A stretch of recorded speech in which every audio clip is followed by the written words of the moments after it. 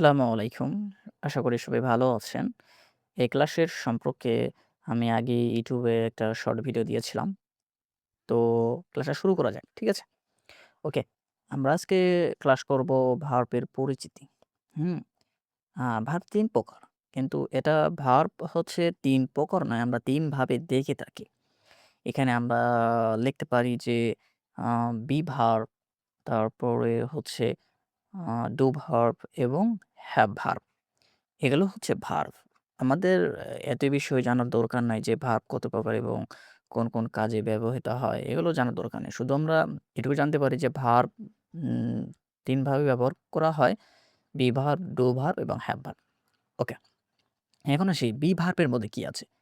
B ভার্বের মধ্যে আছে am, তারপরে আছে is, তারপরে are, আ তারপর লিখতে পারি was, তারপরে were, তারপর be, লিখতে পারি হচ্ছে been, তারপর লিখতে পারি হচ্ছে being। ওকে, এগুলো হচ্ছে বি ভার্ব।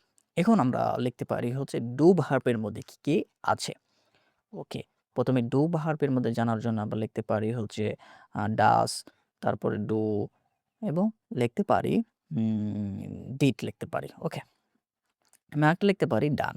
এগুলো হচ্ছে ডু ভার্ব এবং আরো কিছু লিখতে পারি হ্যাভ ভার্বের মধ্যে রয়েছে আ হ্যাভ, হ্যাজ এবং হ্যাড।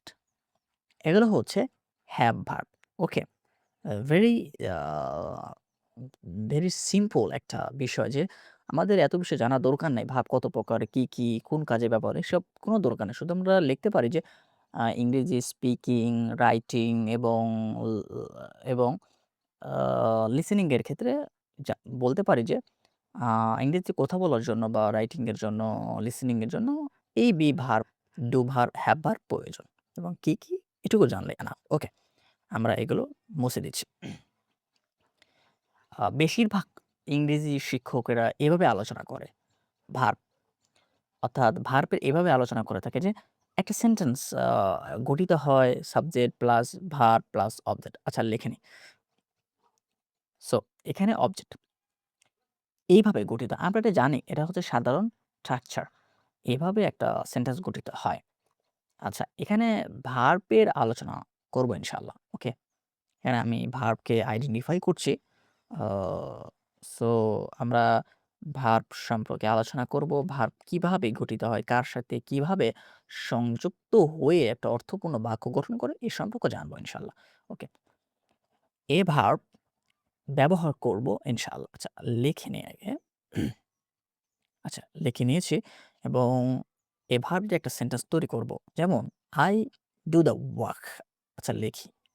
হ্যাঁ, I do the work। তারপর লিখতে পারি আ I go home। আ তারপর লিখতে পারি I call you।